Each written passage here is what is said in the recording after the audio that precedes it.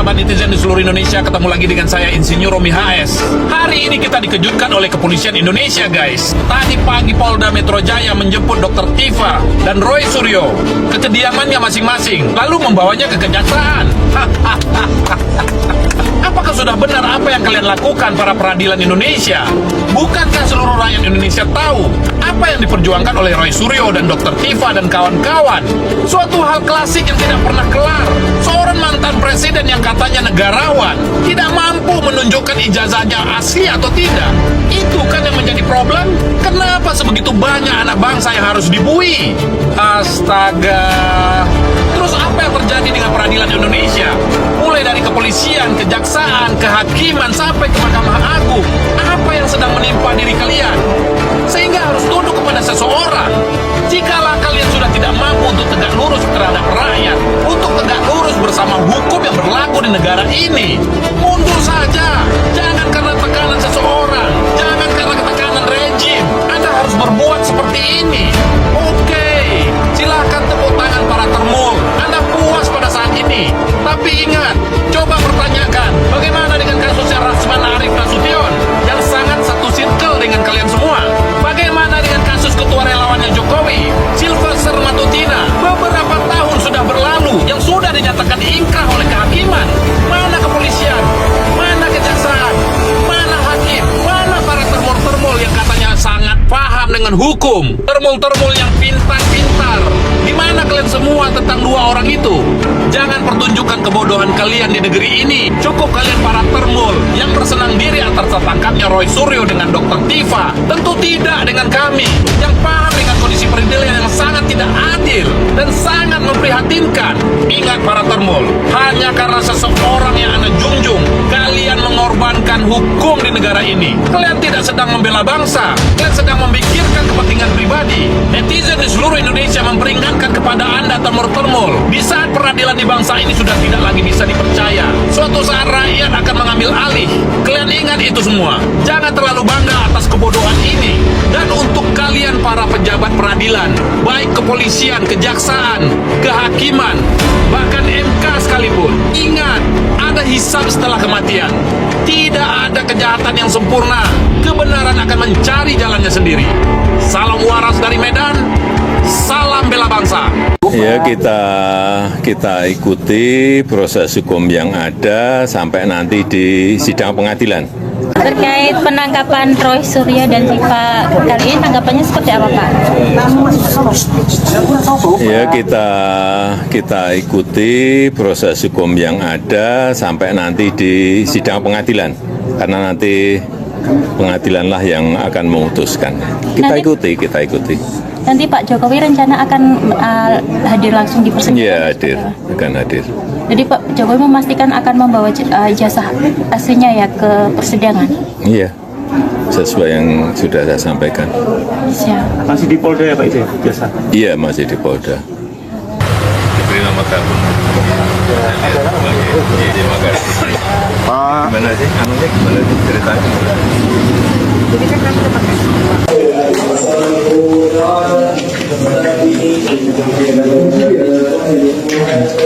Mas Roy gimana kondisinya Mas?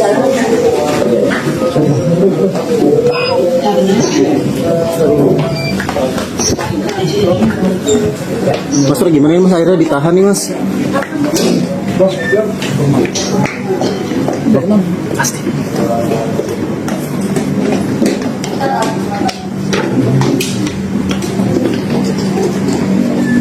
Ya, Roy Suryo dan Dr. Tifa Wijidiasuma ditangkap tanpa ada aba-aba, tanpa ada surat pemberitahuan.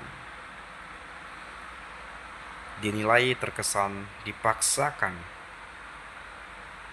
Apalagi yang bersangkutan salah satunya sedang akan berangkat untuk ujian disertasi S3 ya. Roy Suryo sendiri di rumah katanya ya, dijemput, dan artinya tanpa ada lawyernya di sana, tanpa ada kuasa hukumnya, pokoknya tanpa diketahui siapa-siapa lah, kira-kira begitu. Yang mungkin memberikan kabar itu ya mungkin keluarga, anak, istri atau siapa begitu ya. Kemudian nyusul lah lawyer atau kuasa hukumnya atau teman-teman yang lainnya itu ke ke tempat atau ke Polda Metro Jaya itu. Nah, jadi maksud saya adalah di sini tadi sempat dipertanyakan Sylvester bagaimana dengan kasus Sylvester yang kasusnya sudah ingkrah, yang kasusnya sudah ada vonis hukumannya, tetapi kemudian nggak ditangkap-tangkap. Dulu sudah sangat viral bahwa Sylvester ini ya sudah diketahui bahwa ada kasus beliau, kasusnya sudah ingkrah, sudah divonis tapi belum menjalankan hukuman itu. Masih sempat juga bahkan komisaris ya. Nah, jadi ini kayak memantik opini publik begitu ya, atau mungkin menimbulkan pertanyaan karena kita ketahui bahwa Sylvester selama ini kerap membela Pak Jokowi, bahkan disebut tromol juga tuh beliau ya. Nah, kerap membela Pak Jokowi, relawan Jokowi dan seterusnya. Nah, padahal ada kasusnya, sudah ingkrah, sudah divonis, tapi kenapa belum ditangkap, belum dilakukan penahanan, belum menjalankan hukuman, sehingga dinilai bahwa ini nggak fair dong, kan kira-kira begitu. Apalagi dikait-kaitkan dengan Pak Jokowi. Pak Jokowi ini ya kemudian kan mantan presiden. Sylvester ini relawan Pak Jokowi, pokoknya dekat lah dengan Pak Jokowi, pokoknya orang-orangnya Jokowi lah, kira-kira begitu. Nah, ketika orang-orang Jokowi seperti Sylvester, tetapi kenapa belum dilakukan penahanan, kenapa nggak ditangkap? Waktu masih aktif-aktifnya tuh di televisi dan sebagainya kan begitu, sampai berapa tahun beliau nggak menjalankan hukuman itu. Nah, tapi kemudian kepada Roy Tiva dan seterusnya karena pengkritik Jokowi, karena ya ada hasil penelitian yang menyatakan ijazah Jokowi palsu, kenapa dilakukan hal-hal penangkapan yang kemudian dinilai terkesan dipaksakan. Nah, kan kira-kira begitu. Jadi ya seperti yang kita ketahui lah, seperti banyak komentar netizen mengatakan bahwa Pak Jokowi ini rasa-rasanya kayak kebal hukum gitu ya. Jadi ya macam-macam lah itu teman-teman ya. Ya saya sendiri sih ya nggak membenarkan siapa-siapa lah dalam hal ini, karena juga Pak Jokowi ya punya hak juga mau menunjukkan ijazahnya, mau enggak ya terserah beliau juga ya, karena ya ijazahnya ya enak aja lu nyuruh-nyuruh nunjukin, ya emang lu siapa kan, kira-kira begitu ya. Nah, tetapi memang karena Pak Jokowi ini mantan presiden tadi teman-teman, mantan presiden tadi. Nah, jadi berharap Pak Jokowi itu ada jiwa kenegaraannya atau seorang negarawan ya, yang kemudian untuk menyudahi kehebohan, untuk menghindari adanya keributan atau kegaduhan, itu memperlihatkan ijazahnya langsung biar ini kasus selesai. Itu yang saya lihat yang diinginkan, kira-kira begitulah. Tapi Pak Jokowi nggak mau gitu, sehingga melaporkan atas ya pencemaran nama baik lah, atau fitnah lah, atau menyebarkan berita bohong atau apapun lah, pasal-pasal yang dikenakan gitulah ya kepada Roy dan seterusnya itu. Nah, jadi ya Pak Jokowi kenapa sih harus mengambil langkah hukum untuk membuktikan ijazah ini? Kan tinggal gampang aja, tinggal tunjukkan kan selesai. Mungkin sebagian orang berpikirnya begitu, saya juga mikirnya gitu loh. Ngapain harus bayar lawyer mahal-mahal? Ijazah ini kan bukan aib, ijazah ini kan kebanggaan kan begitu. Apa susahnya? Lagian Pak Jokowi mantan pejabat publik, mantan presiden. Ya saya juga menilai ketika Pak Jokowi dilantik sebagai presiden, yang dimana ijazah itu digunakan untuk mendaftar, ya saya kira privasi jasa itu udah nggak ada lagi gitu loh ya.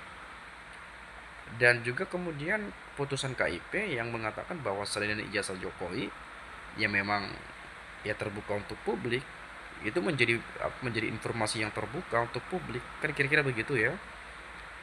Nah, jadi ya saya kira apa susahnya untuk memperlihatkan kan begitu. Nah, tetapi ya Pak Jokowi itu ya kan kita nggak tahu pikiran Pak Jokowi seperti apa. Nah, sehingga dengan tidak ditunjukkannya ijazah, maka semakin timbul dugaan-dugaan kuat bahwasanya ijazah itu benar palsu. Karena sejatinya ijazah ini kebanggaan, bukan aib dan bukan dosa, bukan kriminal juga. Jadi murni kebanggaan. Kenapa seorang mantan presiden tidak mau memperlihatkan ijazahnya ketika rakyat ingin melihat? Ada apa di balik ini? Nah, itu yang mungkin pertanyaannya. Ditambah lagi ada muncul postingan di media sosial dengan caption atau mengatakan bahwa ini adalah ijazah asli milik Pak Jokowi. Ditelitilah itu, ya. Kan kalau meneliti artinya kita harus mencari data-datanya terlebih dahulu, bukti-buktinya terlebih dahulu untuk memperkuat hasil penelitian itu benar atau tidaknya, kan kira-kira begitu. Nah, diteliti, dikaji, dianalisis, dan seterusnya, diuji dan berbagai macam hal cara yang dilakukan. Kemudian diduga, sebelumnya kan diduga. Nah, jadi karena sudah diteliti dan seterusnya, jadi ya diyakinilah bahwa itu palsu misalnya, kan begitu. Atau mungkin diduga palsu atau apapun lah misalnya, tapi sudah diteliti dulu, kan begitu ya. Yang objeknya yaitu mungkin yang di media sosial itu kan kan Pak Jokowi nggak pernah perlihatkan ijazah secara langsung, jadi kan nggak bisa diteliti juga. Artinya yang diteliti yang mana? Ya pasti yang di media sosial yang diposting si apa namanya, si Dian Sandi itu pastinya, kan begitu. Nah, jadi ini kan saya kira hanya berbeda pandangan atau berbeda hasil penelitian saja, kan kira-kira begitu. Nah, jadi ya tunjukkan saja ijazahnya untuk membantah hasil dari apa yang kemudian diteliti oleh si Roy dan Tifa atau seterusnya. Logikanya sih begitu ya. Karena ini sudah masuk ranah hukum, jadi saya nggak paham lagi teman-teman. Yang harusnya ya memang ya dibuktikan secara ilmiah, harusnya kan begitu. Tapi kan pihak UGM sudah klarifikasi begitu. Ya justru itu udah klarifikasi, tetapi kenapa kemudian tidak masih berlanjut kasusnya? Ya karena kan nggak ada yang percaya misalnya, atau banyak yang nggak percaya. Apalagi diduga bahwa ada ya kong kali kong atau ada apa gitu ya, ada aja dugaan-dugaannya, sebenarnya banyak mah kalau dugaan-dugaan kan gitu. Nah, untuk kepastian atau realnya ya kan belum tahu pasti, nanti ada putusan pengadilan. Cuman penangkapan ini yang kemudian jadi sorotan dan dinilai terkesan dipaksakan ya. Saya kira mungkin itu saja. Kalau teman-teman ada pendapat yang lain juga boleh silakan sampaikan. Terima kasih, salam dan sampai jumpa.